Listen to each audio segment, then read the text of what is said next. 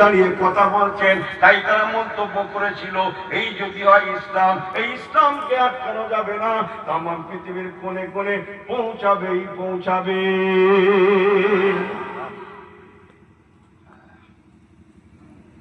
একটু বলে দিই, হুজুর বললেন, বাবু সাইমা,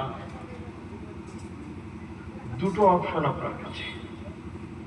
বড় ভাই আল্লাহ নবী বলতে লাগলেন, বুবু জান, আপনি কত না কত কোলে করে আমাকে ঘুরে ঘুরেছেন, বেরিয়েছেন, আমি আপনার কোলে কোলে ঘুরেছি।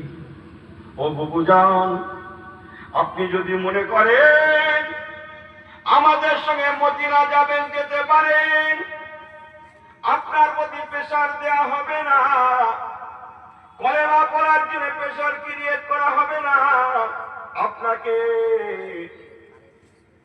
আদরের সঙ্গে রাখা হবে।